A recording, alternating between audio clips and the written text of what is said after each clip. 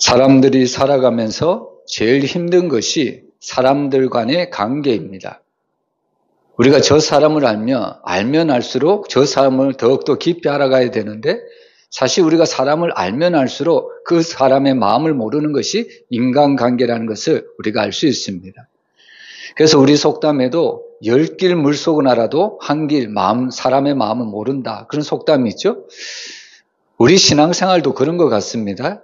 우리가 신앙생활을 하면 할수록 참 쉽고 신앙생활을 하면 할수록 답이 보여야 될 것 같은데 어떨 때는 신앙생활을 하면 할수록 더욱더 어렵고 신앙생활을 하면 할수록 답이 보이지 않을 때가 너무 많습니다. 오늘 이 히브리서를 기록한 히브리서 저자가 오늘 이 말씀을 우리에게 던져주고 있습니다. 여러분 사실 우리가 성경을 알고 하나님의 말면 알수록 우리는 더욱더 하나님께 대한 하나님이 우리에게 주신 해답이 있어야 되지 않습니까? 근데 사실 우리가 신앙생활을 하면 하나님의 말씀이 더욱더 이해가 되지 않을 때가 훨씬 많습니다. 오늘 이 히브리서 당시에도 이런 질문들이 끊임없이 있었습니다. 특별히 오늘 이 유대인들, 이 히브리인들은 바로 천사와 예수의 관계를 빗대어서 세 가지 큰 질문이 있었습니다. 이 세 가지 질문 때문에 늘 혼란스럽고 늘 힘들게 어떻게 보면 예수님께 신앙생활을 집중하지 못하고 천사에게 신앙을 바로 집중하며 살아갔던 것을 볼 수 있습니다. 오늘 우리는 말씀을 통해서 이 당시 히브리인들의 세 가지 질문이 무엇인지 살펴보고요. 우리는 그 답을 우리가 성경에서 밝혀보므로 우리는 확실하게 우리가 믿음생활, 신앙생활 우리가 했으면 너무나도 좋겠습니다. 여러분 첫 번째로 이 당시의 질문이 뭐냐면요. 예수 그리스도는 왜 천사보다 잠시 못한 존재가 되었는가? 오늘 말씀해 보면 그 내용이 나오거든요. 여러분 우리가 아는 예수님은 누굽니까? 하나님의 아들이십니다. 그리고 그분은 하나님의 아들이실 뿐만 아니라 동등, 하나님과 본체 그분과 동등한 역할이 바로 하나님의 아들 예수 그리스도라는 겁니다. 근데 오늘 이 히브리서 성도들의 머릿속에 있는 생각이 뭐냐면 바로 시편 8편의 근거에서 예수 그리스도는 천사보다 조금 못한 존재가 되었다고 생각을 하고 있습니다. 예수님이 하나님의 아들이시고 본체 하나님과 동등한 역할이라면 어떻게 이 예수가 천사보다 조금 못한 존재로 되었는가? 왜 성경은 이렇게 이야기를 하고 있는가? 히브리인들은 이런 질문이 있었다는 겁니다. 여러분 여기서 천사보다 조금 못한 존재라는 것이 어떤 의미일까요? 여러분 성경에서 왜 예수를 천사보다 조금 못한 존재가 되었다 이런 표현을 쓸까요? 그것은 바로 하나님이신 예수님이 어떻게 인간의 몸을 입고 오실 수 있느냐 이 질문을 던지고 있는 겁니다. 여러분 천사는 죽는 존재인가요? 천사는 죽지 않죠? 그런데 예수는 이 땅에 하나님의 아들로서 오셨다고 말을 하면서 인간의 몸을 입고 십자가에 죽으셨다는 겁니다. 어떻게 하나님의 아들로서 인간의 몸을 입고 죽을 수 있느냐? 결국에 이 예수는 천사보다 조금 못한 존재가 아니냐? 이 당시 히브리서 성도들은 그렇게 이해를 했습니다. 그리고 두 번째 질문은 뭐냐면요. 예수 그리스도는 왜 십자가에서 죽으셔야만 했는가? 이 질문을 던져주고 있습니다. 여러분 당시 예수님이 신약시에 태어났을 때도 사람들은 그런 생각을 했겠죠? 예수님이 만왕의 왕이시라면 어디에서 마땅히 태어나는 것이 마땅할까요? 궁전에서 태어난 것이 마땅하지 않을까요? 그런데 만왕의 왕으로 오신 예수님은 궁전에서 태어난 것이 아니라 어떻게 보면 구유에서 어떻게 보면 너무나도 초라한 곳에서 태어날 수밖에 없었다는 겁니다. 어떻게 하나님의 아들이신 예수님이 궁전에서 태어난 것이 아니라 초라한 곳에서 태어날 수밖에 없는가? 그리고 심지어 이 예수님이 이 당시에 가장 저주스럽고 수치스럽게 여겼던 그 십자가의 형태를 어떻게 하나님의 아들이신 예수님이 달려 돌아가실 수 있는가? 여러분 인간의 머리로서는 도무지 이해가 되지 않습니다. 여러분은 믿으십니까? 우리는 믿죠.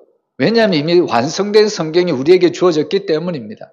우리는 이미 구원의 스토리를 너무나도 잘 알고 있기 때문입니다. 그런데 이 당시 로마 시대의 성도들은 이 말씀이 어떻게 그 당시 가장 저주스럽고 수치스러운 십자가에 하나님의 아들이 바로 매달릴 수 있는가? 십자가를 지실 수 있는가? 이것이 도무지 이해가 되지 않았다는 겁니다. 그리고 세 번째로 이 당시 성도들의 질문은 왜 만물은 예수 그리스도에게 복종하지 않는가? 여러분, 예수님이 누구라고요? 하나님의 아들입니다. 이 예수님은 하나님의 아들이실 뿐만 아니라 온 우주 만물의 창조자이십니다. 이 만물을 만드신 분이 하나님, 예수님, 성령님, 삼위일체 하나님이시죠? 근데 왜 우리가 이 세상을 바라볼 때 왜 아직도 세계 만물은, 이 세상의 모든 피조물들은 그의 아들이신 예수 그리스도께 복종하지 않는가? 이것이 바로 이 당시 히브리인들에게 있었던 세 가지 큰 질문이었습니다. 그래서 오늘 우리는 여기에 대한 답을 오늘 우리가 찾아보고요. 우리는 여기에 대한 확실한 해답을 받고 우리가 돌아가는 귀한 시간이 되었으면 너무나도 좋겠습니다. 여러분, 첫 번째 질문이 뭐였다고요? 주께서 잠시 천사보다 못하게 되신 것, 이것이 질문이었죠? 근데 그렇게 되신 것은 바로 완전한 구속 사역을 성취하기 위함이라는 것을 우리에게 가르쳐주고 있습니다. 여러분, 우리 7절 말씀 같이 읽어보겠습니다.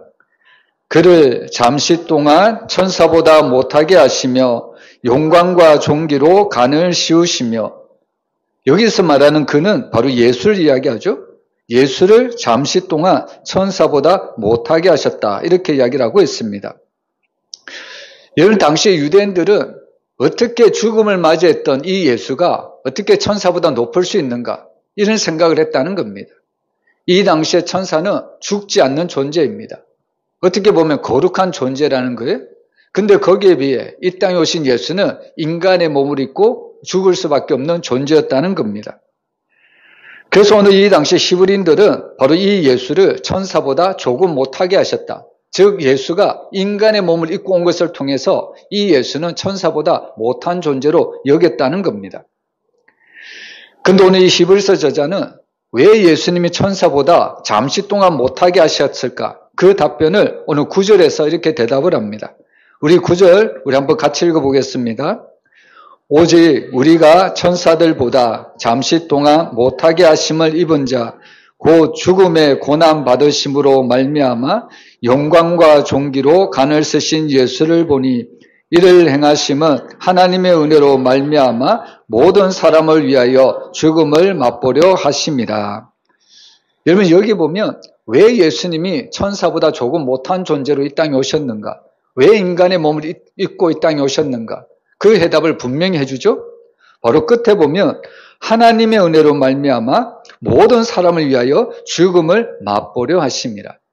쉽게 얘기하면 모든 죄인들을 대신해서 예수님이 그 죽음을 대신하시려고, 담당하시려고 바로 이 땅에 인간의 몸을 입고 오셨다는 겁니다. 여러분, 사실 예수님이 이런 사명이 아니면 이 땅에 오실 이유가 없죠. 또한 이 땅에 오신다고 할지라도 인간의 몸을 입고 오실 이유가 하나도 없습니다. 그러나 예수님께서 인간의 몸을 입고 이 땅에 오실 수밖에 없는 이유는 인간의 모든 죄를 친히 담당하시기 위해서, 그래서 인간의 몸을 입고 십자가에서 우리가 대신 져야 될 그 십자가, 우리가 져야 될 그 십자가의 형태를 예수님께서 대신 져주셨다는 이야기입니다. 이 말은 바로 하나님께서 예수 그리스도를 통하여 우리에게 완전한 구원, 온전한 구원을 허락하시기 위해서 이렇게 하셨다는 것을 우리에게 말씀해 주고 있다는 겁니다. 그래서 당시 사람들은 이 예수보다 천사가 뛰어난 존재라고 생각을 하지만, 그러나 하나님은 분명히 이 예수가 아니고서는 구원받을 자가 아무도 없기 때문에 하나님은 이 당시 천사들보다 이 땅에 오실 때는 조금 못한 존재로, 바로 비록 육신의 몸을 입고 이 땅에 오셨다는 것을 우리에게 바로 가르쳐 주고 있다는 겁니다. 여러분, 사실 우리가 성경적 관점에서 보면요, 예수님의 죽음은 일반 인간들의 죽음과는 완전히 구별되는 것을 볼 수가 있습니다. 여러분, 개인이 죽는 죽음은 어떤 죽음일까요? 여러분, 내가 죽는 죽음은 무엇 때문에 죽는 죽음일까요?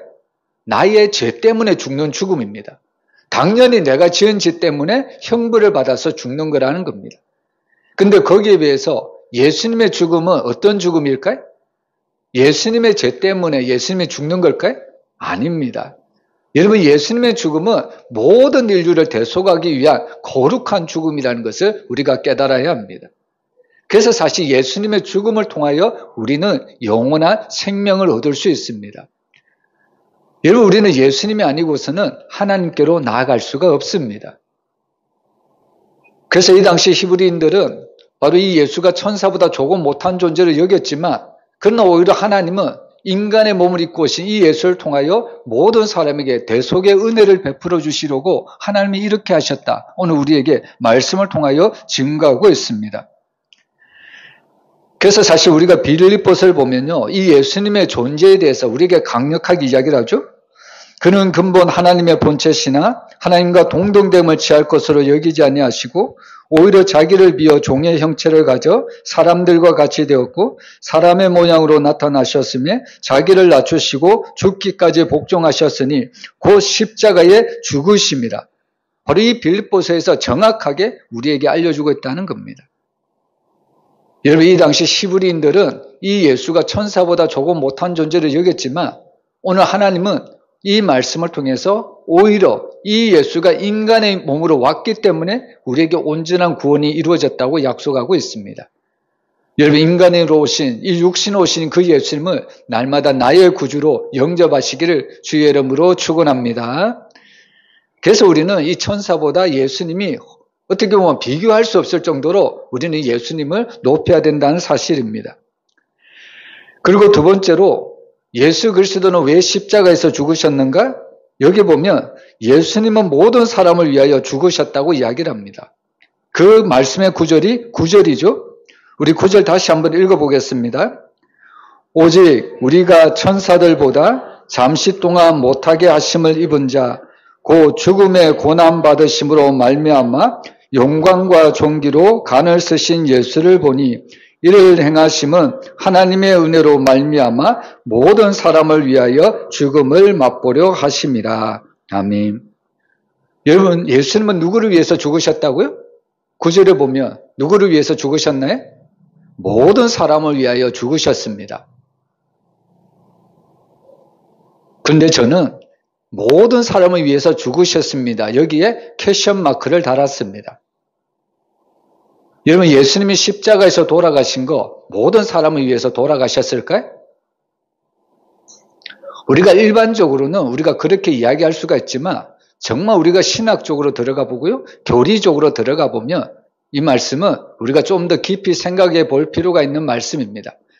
과연 예수님이 십자가를 지셨을 때 모든 사람을 대신해서 십자가를 지셨는가? 우리가 이 부분을 한번 이 시간에 나눠보도록 하겠습니다. 여러분, 여기서 말하는 모든 사람의 대상이 과연 누굴까요?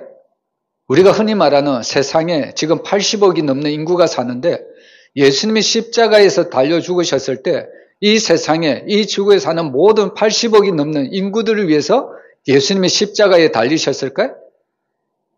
여러분, 우리가 이것을 믿는 것을 뭐라고 이야기하냐면 바로 보편적 속죄라고 이야기를 합니다. 예수님은 십자가에서 모든 사람을 위해서 십자가를 지셨다. 그들을 위하여 죽음을 맛보셨다. 바로 일반적으로 보편적인 속죄를 이렇게 이야기를 하고 있다는 겁니다. 그러면 또한 다르게 이야기하는 부류가 있습니다. 여러분, 예수님의 십자가는 모든 인류, 모든 사람을 대신해서 십자가를 지고 죽음을 맛본 것이 아니라 예수님의 십자가는 오직 하나님께서 택하신 자, 구원하기로 예정된 자, 하나님의 선택된 자를 위해서만 예수님의 십자가에 못 박혀 죽으셨다. 이렇게 강력하게 주장하는 무리들이 있습니다. 이것은 어떤 속죄냐면 바로 제한적 속죄라고 이야기를 합니다. 그래서 이 예수님의 구원에도요, 보편적 속죄를 주장하는 사람이 있고 제한적 속죄를 주장하는 사람들이 있습니다. 그러면 우리 개혁주의 입장에서는 과연 어떤 속죄론을 우리가 주장을 해야 될까요? 우리가 이 두 가지 속죄론을 우리가 좀 더 우리가 한번 살펴보면요, 오늘날에 합리적이고 과학적인 사고에 길들여져 있는 많은 사람들은 대개적으로 바로 보편적인 속죄론을 바로 주장을 하고 있습니다. 이런 보편적인 속죄론은 한마디로 말하면 만인 구원설입니다. 하나님은 모든 사람을 구원하신다는 이야기입니다. 예수님을 믿는 그런 그리스도뿐만 아니라 하나님이 이 땅에 태어난 모든 사람들을 구원하시고자 예수를 이 땅에 보내시고 예수가 십자가에서 모든 사람을 위해서 피 흘려 돌아가셨다고 이렇게 만인 구원설을 주장을 하고 있다는 겁니다. 그래서 이 만인 구원설을 주장하는 사람들은 어떤 주장을 하냐면요, 세상의 모든 사람을 위하여 죽으셨을 뿐만 아니라 여기에는 그리스도를 믿지 않고 지옥에 들어가는 사람들조차도 바로 여기에 해당이 된다는 이야기입니다. 근데 가끔씩 우리가 성경을 보면요, 어떻게 보면 보편적인 속죄론, 이렇게 주장하는 성경 구절도 있고 제한적인 속죄론을 주장하는 성경 구절도 있습니다. 보편적인 속죄론을 주장하는 성경 구절은 많은 사람들이, 성도들이 좋아하는 구절인데요. 우리 디모데전서 2장 4절 우리 한번 같이 읽어보겠습니다. 하나님은 모든 사람이 구원을 받으며 진리를 아는 데에 이르기를 원하시느니라. 여기 보면 하나님은 모든 사람이 구원을 받으며 진리를 아는 데 이르시기를 원하고 있다고 말씀하고 있습니다. 근데 정말 하나님께서 모든 사람을 구원하신다면 여러분, 우리가 죽어서 가는 데는 두 군데밖에 없죠? 우리가 죽어서 가는 데 어디입니까? 천국하고 지옥입니다. 근데 만약에 모든 사람이 구원을 받으면 한 곳은 사라져야 되겠죠? 어디가 사라져야 될까요? 지옥이 사라져야 합니다. 여러분, 모든 사람이 구원을 받는데 지옥에 갈 사람이 누가 있겠습니까? 그리고 또한 여기에 보편적인 속죄론에 엄청난 함정이 있는 것은 뭐냐면요. 여러분, 예수님이 십자가를 지신 것은 온전하고 완전한 구원, 하나님의 완전하신 계획이 그대로 이루어졌다는 겁니다. 예수님이 십자가에서 운명하셨을 때 뭐라고 외치며 운명하셨을까요? 다 이루었다. 여러분이 다 이루었다는 것이 무슨 뜻일까요? 하나님의 계획과 하나님의 구원의 모든 것들이 완전하게 하나라도 틀림이 없이 다 이루어졌다는 겁니다. 근데 보편적인 속죄론을 주장하는 사람들의 근거를 들어보면요. 예수님은 모든 사람을 위해서 십자가에 죽으셨는데 그것을 믿지 않거나 그것을 거부함으로 어떤 사람들은 지옥에 들어간다고 이야기를 하는 겁니다. 그러면 이들이 주장하는 대로 살펴보면요. 예수님의 그 십자가의 대속의 공로는 완전한 구원이 될 수가 없습니다. 온전한 구원이 될 수가 없습니다. 여러분, 하나님이 말씀하시면 그대로 이루어져야 되잖아요. 근데 누구는 믿고 누구는 안 믿고 이것이 온전한 구원, 완전한 구원이 될 수 있을까요? 그래서 사실 성경은요, 보편적인 구원론을 이야기하는 것이 아니라 바로 제한적인 속죄론을 이야기하고 있습니다. 하나님은 택하신 자만 구원을 받기로 작정하셨다는 겁니다. 그래서 예수님이 십자가에서 누구를 위해서 돌아가셨느냐? 바로 믿는 자들을 위해서 십자가에서 피 흘려 돌아가셨다는 것을 믿으시길 바랍니다. 모든 사람이 구원을 받는 것이 아니라는 겁니다. 여러분, 우리도 듣기 좋은 말로 하나님은 모든 사람이 예수님을 통해서 구원받을 수 있다. 아니, 구원받는다. 이렇게 전하면 기독교도 얼마나 좋겠습니까? 근데 대부분 다른 종교가 기독교를 싫어하는 이유가 뭘까요? 기독교는 유독 자기 종교만의 구원이 있다고 외치기 때문입니다. 그래서 다른 종교들은 항상 기독교를 어떻게 보면 왕따시키고 어떻게 보면 기독교를 안 좋게 보는 거죠. 여러분, 사실 저도 모든 사람들에게 또한 모든 종교에게도 구원이 있다 이렇게 외치고 싶습니다. 그래야 사람들에게 인기가 있지 않을까요? 근데 성경은 그렇게 이야기하고 있지 않다는 겁니다. 여러분, 우리 에베소서 1장 4절, 5절 우리 한번 같이 읽어보겠습니다. 곧 창세전에 그리스도 안에서 우리를 택하사 우리로 사랑 안에서 그 앞에 거룩하고 흠이 없게 하시려고 그 기쁘신 뜻대로 우리를 예정하사 예수 그리스도로 말미암아 자기의 아들들이 되게 하셨으니. 여기 보면 우리가 언제 하나님의 자녀가 되었다고 말씀하나요? 언제 우리가 하나님의 자녀가 되었냐면 1장 4절에 보면 곧 창세전에 그리스도 안에서 우리를 택했다고 이야기를 하고 있습니다. 그리고 5절에도 그 기쁘신 뜻대로 우리를 예정하사 예수 그리스도로 말미암아 자기의 아들들이 되게 하셨다고 이야기를 합니다. 우리는 이것을 가리켜 하나님의 섭리고 하나님의 예정이라고 말합니다. 여러분, 내가 구원받을 만한 어떤 행동을 해서 내가 이 땅에 태어나서 내가 하나님의 말씀을 잘 지키거나 하나님의 뜻대로 살아갔기 때문에 내가 구원을 받는 것이 아니라 이미 하나님은 우리를 구원하시기로 작정하셨다고, 이미 창세전에 예정하셨다고 이미 우리에게 알려주고 있습니다. 여러분, 사실 이 말씀은 우리의 지성으로는 도무지 이해가 되지 않는 말씀입니다. 그래서 제가 가끔씩 말씀을 드리지만 믿음이라는 것은 뭐냐? 바로 수납하는 겁니다. 여러분, 저는 좀 가끔씩 뭐라고 이야기를 하냐면 여러분, 하나님의 말씀은 다 이해가 되지 않기 때문에 진짜 하나님의 말씀이다. 저는 그렇게 생각하고 그렇게 믿습니다. 여러분 인간들의 대화를 들어보면요. 내가 이해가 돼야만 그 말을 믿죠. 그 말을 우리가 받아들입니다. 근데 사람들과의 대화에서 그 말이 이해가 되지 않으면 우리는 그 말을 받아들일 수가 없습니다. 그런데 하나님의 말씀이라면 정반대라는 거예요. 여러분 사실 하나님과 우리와의 지식 수준 차이는 표현할 수가 없습니다. 사실 하늘과 땅 차이라고 표현을 해보지만 그것조차도 맞지 않는 표현이라고 저는 생각을 합니다. 저는 오히려 하나님의 말씀하신 것이 오히려 인간의 생각으로는 이해가 되지 않기 때문에 오히려 우리는 그 말씀을 할 수 있는 것이 뭐냐면 믿음으로 받아들이는 것밖에 없습니다. 그리고 사실 그 말씀도 믿어지게 하는 것이 내가 믿고 싶다고 믿어지는 것이 아니라 성령 하나님께서 그 말씀이 깨달아지게 하시고 믿어지게 하신다는 말씀입니다. 그래서 사실 오늘 왜 우리가 구원을 받았는가? 우리는 때로는 구원에 대해서 자기 공로, 자기 의를 자랑할 때도 있겠지만 그러나 사실 오늘 우리는 에베소서 이 말씀에 딱 비춰보면 우리가 구원받았고 우리가 선택받은 것 정말로 자랑할 것이 하나도 없습니다. 전적인 하나님의 은혜이심을 믿으시길 바랍니다.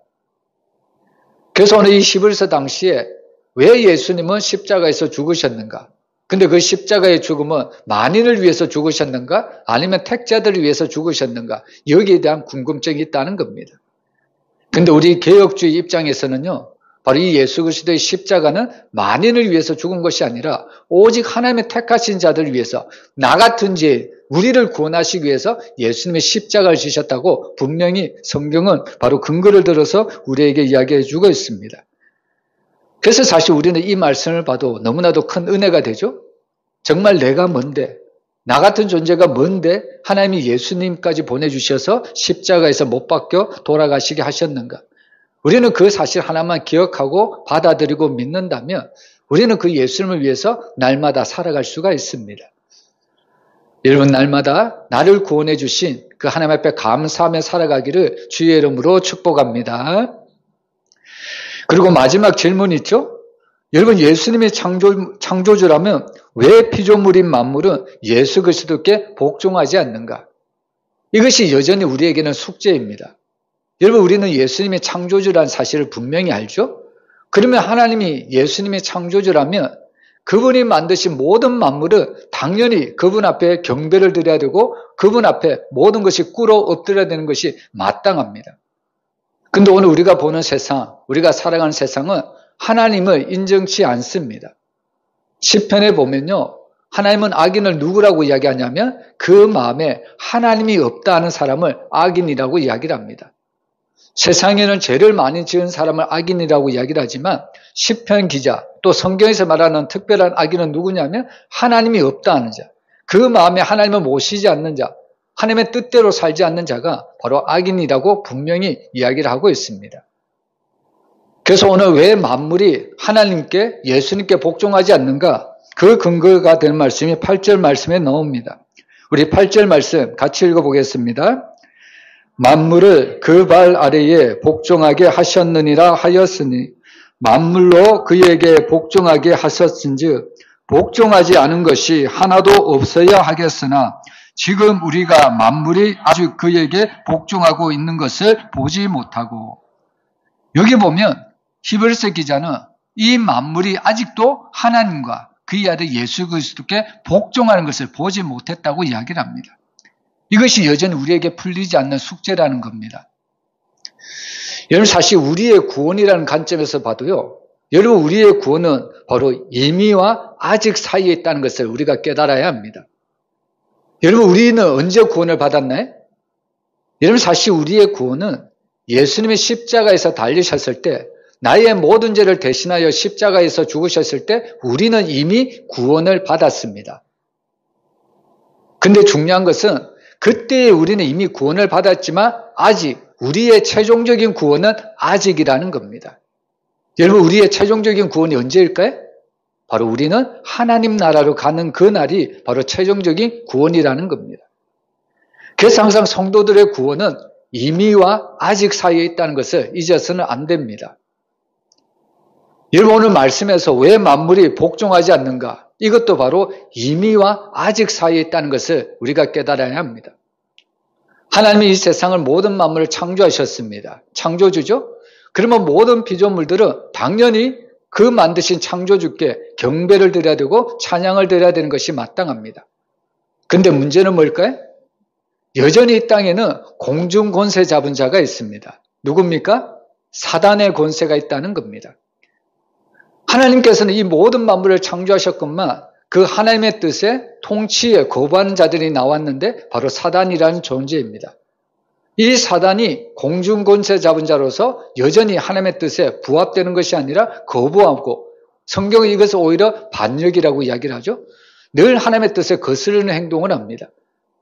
그리고 어떻게 보면 오늘날 사단은 이런 세상들을 어떻게 보면 자기의 세력으로 규합을 해서 점점 세상을 하나님의 뜻 가운데 세워가는 것이 아니라 하나님의 뜻에 거부되는 쪽으로 세상을 만들어가는 것을 볼 수가 있습니다.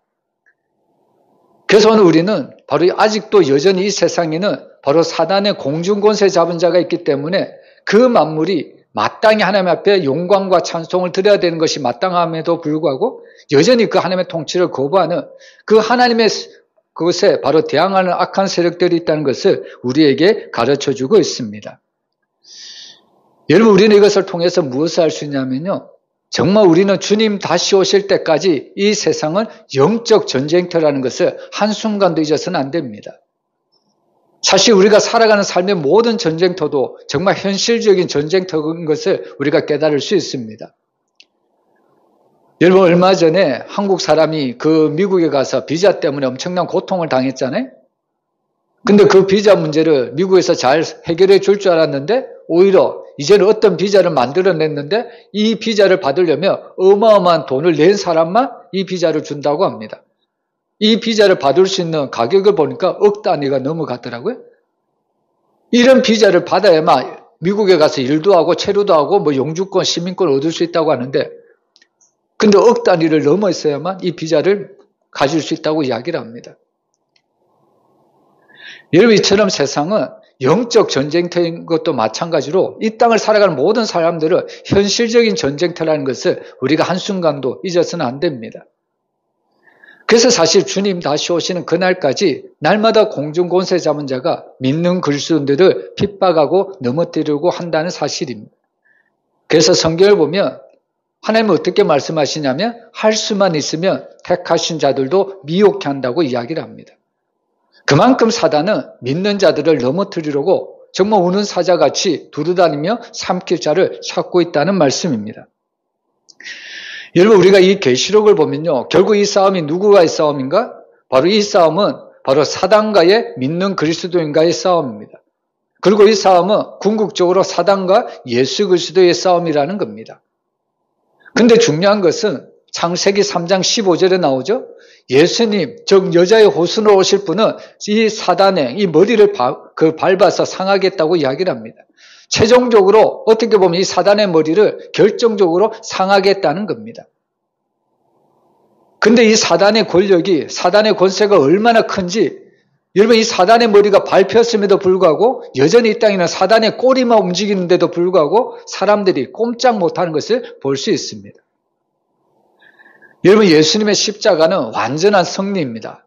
그러나 중요한 것은 여전히 예수님께서 재림하실 때까지는 여전히 사단은 이 땅에서 할개를 치고 믿는 자들을 핍박하고 믿는 자들을 유혹을 한다는 사실입니다.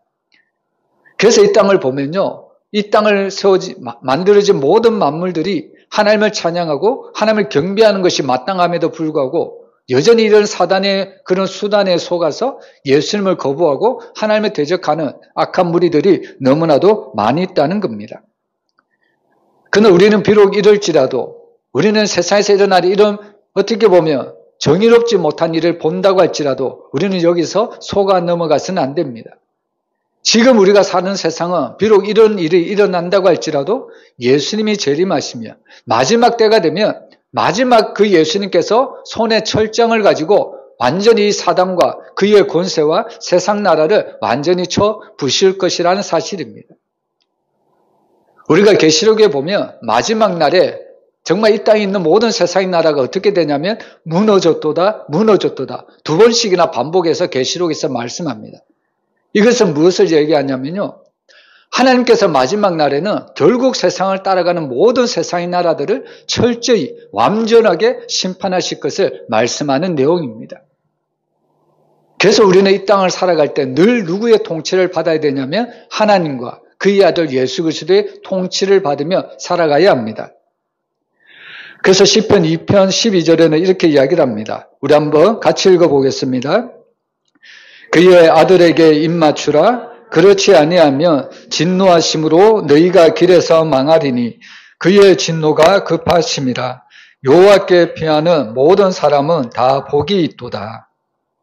여기 보면 하나님의 아들 예수 그리스도께 입을 맞추라고 이야기를 하죠. 입을 맞춘다는 의미는 세 가지 의미가 있습니다. 첫 번째로 상대방을 받아들인다는 의미가 있습니다. 여러분, 상대방을 받아들이지 않고 입을 맞춘다는 거 있을 수가 없죠? 우리가 돌아온 탕자의 비유를 보면 그 돌아온 탕자가 아버지의 사랑을 깨닫고 다시 아버지 집으로 돌아옵니다.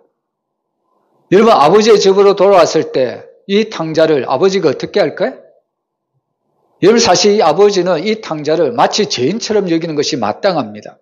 아버지의 사랑도 거부하고, 그리고 심지어는 이 아버지가 죽어야만 물려받을 수 있는 유산을 이미 살아있는데도 불구하고 모든 유산을 다 얻었잖아요. 그리고 세상에 나가 허랑방탕하며 어떻게 보면 죄인처럼 살았잖아요. 그런 둘째 아들이 아버지께 돌아오면 어떻게 보면 육신의 아버지는 그 아들을 완전히 죄인 취급하고 너는 더 이상 나의 아들이 아니다, 이렇게 내칠 수도 있다는 겁니다. 근데 놀랍게도 이 돌아온 탕자를 이 아버지는 어떻게 하냐면 이 아들이 오자마자 입을 맞추는 장면이 나옵니다. 그를 안아주고 있다는 겁니다. 여러분, 이 장면은 그냥 아버지가 이 아들을 사랑해서 하는 장면이 아닙니다. 이 아버지가 이 아들에게 입을 맞추고 안아주는 것은 이 사랑의 의미보다 훨씬 더 큰 깊은 영적인 의미가 있습니다. 여러분, 사실 이 아버지는 아들이 언제 오나 늘 고심하며 이 아들이 돌아오기를 늘 기다리고 있었다는 겁니다. 우리가 어릴 때 불렀던 동요 중에 동구바 가수원길, 이 노래 참 좋아했죠? 사실 이 아버지도 이 아들이 언제 돌아올까 늘 동구바까지 나가서 이 아들이 돌아오기를 기다리고 있었다는 겁니다. 그리고 그 아들이 돌아오는 것을 보자마자 다른 이웃들이 보기도 전에 먼저 그 아들에게 다가가 안고 입을 맞추고 있습니다. 왜 그런 행동을 했을까요? 여러분, 만약에 이 당시에 아버지가 제일 먼저 발견하지 못하고 다른 이웃들이 먼저 발견했다면 이 아들을 마땅히 돌에 맞아 죽을 사람이다 하면서 돌에 던져서 이 아들을 죽일 수도 있다는 사실입니다. 이런 일이 일어나기 전에 아버지는 항상 아들이 언제 오나 늘 눈을 뜨고 어떻게 보면 지켜보고 있었고, 이 아들이 오자마자 다른 이웃들이 먼저 다가가기 전에도 먼저 안아주고 입을 맞춰줬다는 겁니다. 이것이 바로 하나님 아버지, 바로 우리에 대한 사랑이라는 것을 우리에게 말씀해주고 있습니다. 그래서 오늘 마지막 때에, 이 재림의 때에 우리가 예수 그리스도께 입을 맞춘다는 것은 예수 그리스도를 사랑한다는, 예수 그리스도를 영접한다는 그런 의미를 가지고 있습니다. 온전히 예수님만을 받아들인다는 영접의 의미가 있다는 것을 알 수가 있고요.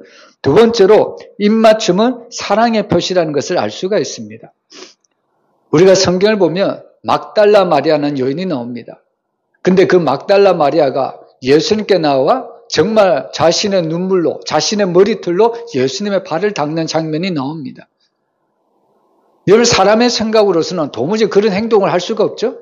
아무리 내가 저 사람을 사랑한들 어떻게 내가 나의 가장 귀한 곳으로 그 추한 냄새나는 발을 닦을 수 있는가? 사람들은 이런 생각을 할 겁니다. 근데 막달라 마리아는 그 예수님께 자기의 머리털로 울면서 바로 발을 닦았다는 것을 우리에게 가르쳐주고 있습니다. 이 의미는 바로 이 막달라 마리아는 너무나도 예수님을 사랑했다는 증표입니다. 여러분, 사실 막달라 마리아는 어떤 여인입니까? 7 귀신 들린 여인입니다. 누구도 이 귀신 들린 여인을 고쳐주지 못했다는 겁니다. 여러분, 한 귀신이 들어와도 자신의 모든 삶이 정말로 위태한데 7 귀신이 들어와 있어요? 여러분, 이 여인은 사는 것이 아닙니다. 그런데 예수님을 만나자마자 예수님이 이 여인이 들어가 있는 모든 귀신을 쫓아내줬다는 겁니다. 그런 은혜와 그런 사랑을 받았던 이 여인이 정말 자신의 모든 것을 다 들여 예수님을 사랑한다는 그 표시로 지금 그의 머리털로 그는 울면서 가장 귀한 옥합을 깨뜨렸다는 사실입니다. 결국 우리가 예수님께 입을 맞춘다는 행위는 정말 예수님만을 사랑한다는 고백으로 우리는 그런 고백을 날마다 드려야 된다는 겁니다. 그리고 세 번째로 입맞춤이라는 것은 바로 충성과 복종을 의미하기도 합니다. 고대 나라에서 보면요, 이 신하들이 왕에 대한 충성과 복종의 표시로 왕의 발에 바로 입을 맞추는 일이 있었습니다. 실제로 일어난 일입니다. 여러분, 마찬가지로 정말 우리가 예수 그리스도가 나의 왕이고 나의 통치자라는 것을 인정한다면 우리는 그분께 입을 맞출 수밖에 없습니다. 우리의 모든 것을 주님께 드려야 된다는 사실입니다. 여러분, 사실 신앙생활이라는 것은 정말 우리가 달리 말하면 올인이라는 것을 잊어서는 안 됩니다. 여러분, 세상의 사람들은 세상에 올인을 하죠. 그러나 우리가 믿는 그리스도인들은 온전히 하나님께, 예수님께만 올인을 해야 되는 것을 볼 수 있습니다. 왜냐하면 나의 생명의 주권은 나에게 있는 것이 아니라 하나님께, 예수님께 있기 때문입니다. 그래서 고대 국가에서는 바로 이런 입맞춤은 바로 충성과 복종을 바로 의미했다는 것을 우리에게 가르쳐주고 있습니다. 여러분, 우리가 이 땅을 살아갈 때 바로 이 예수님께 바로 예수님을 영접하고요, 예수님을 사랑의 표시로 입을 맞추고요, 그리고 예수님께 충성과 복종을 의미하는 그런 형태로 우리는 신앙생활을 해야 합니다. 근데 마지막에 이 예수님을 영접하지 않고 예수님을 사랑하지 않고 예수님의 통치를 거부한다면 결국 남은 자들이 어떻게 될까요? 계시록 1장에 보면 예수님이 이 땅에 오셨을 때 모든 민족이, 각 민족이 그들을 볼 것인데 결국에 믿지 않는 자들은 왜곡하고 통곡하며 결국에 심판받는다는 것을 오늘 우리에게 분명하게 강력하게 알려주고 있습니다. 그래서 사실 우리는 이 땅을 살아갈 때 온전히 예수만을 위해서 살아가야 된다는 것을 우리에게 증거해주고 있습니다. 여러분, 오늘 말씀을 정리해 보면요, 이 당시 히브리인들에게는 크게 세 가지 질문이 있었습니다.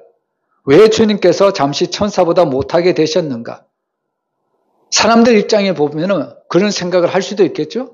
근데 사실 그것은 우리를 위한 하나님의 은혜요, 하나님의 사랑이었다는 것을 우리에게 말씀해 주고 있습니다.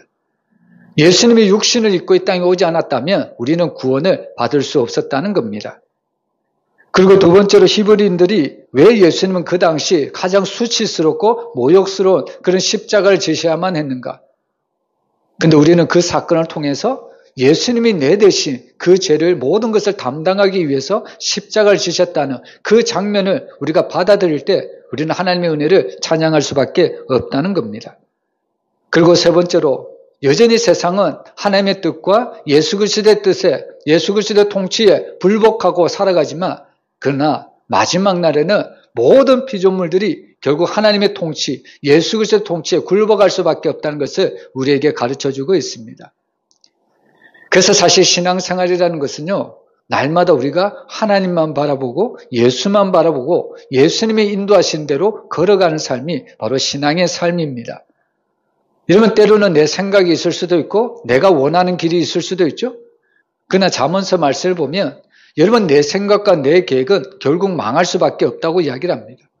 결국 하나님의 뜻만 완전히 선다고 이야기를 하고 있습니다. 오늘 우리가 이 말씀을 믿는다면 여러분, 하나님의 계획에 내 계획을 맞춰야 되지 내 계획에 하나님의 계획, 하나님의 나라를 맞추어서는 안 됩니다. 오늘 저와 여러분이 오늘 우리에게 들려주신 이 말씀을 꼭 기억하면서 온전히 하나님만을 위해서 예수 그리스도만을 위해서 살아가는 저와 여러분의 삶이 되시기를 주의 이름으로 축원합니다. 기도하겠습니다.